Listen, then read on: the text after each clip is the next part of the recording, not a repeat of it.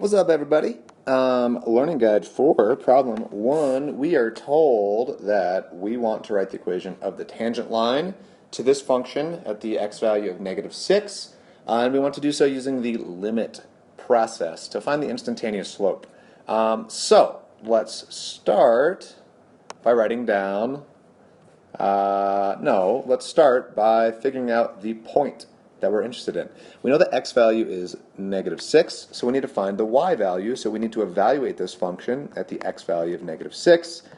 So we have 1/4 times -6 plus 2 squared minus 1. And let's simplify things. -6 plus 2 is -4. -4 squared is 16. 16 times 1/4 is the same as 16 divided by 4 is 4. And then minus 1 is 3. So we found our y value. So we know we are interested in the point -6, 3. All right. So now we need to write down the equation that will tell us our slope through this point and any other point on our graph. And to do so, we'll take m is going to be our function. So 1/4 times x plus 2 squared minus 1. Our function minus the y value of the point, which is 3, over x minus the x value, which is -6. Right? So remember, every time we're doing this limit process, it is function minus y value divided by x minus x value. Every time works out like that.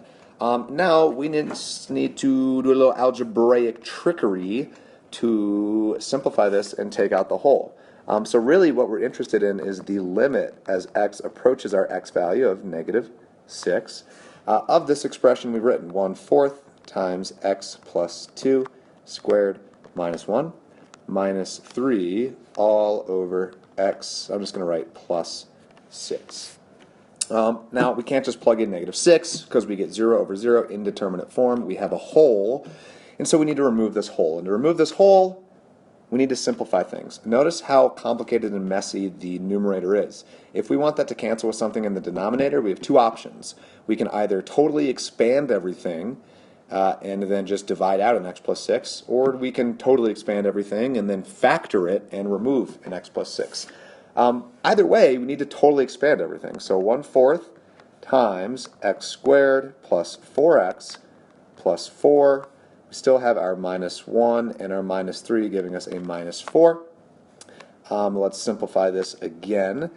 How about we distribute in that 1/4? 1/4 x squared plus x plus 1 minus 4 gives us a 1/4 x squared plus x plus 1 minus 4 is a -3.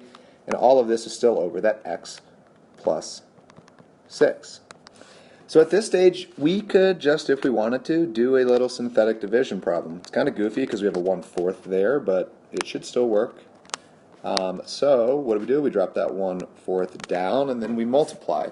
1/4 times -6 is -6 over 4, which we could simplify to -3 halves, and we put that here, -3 halves.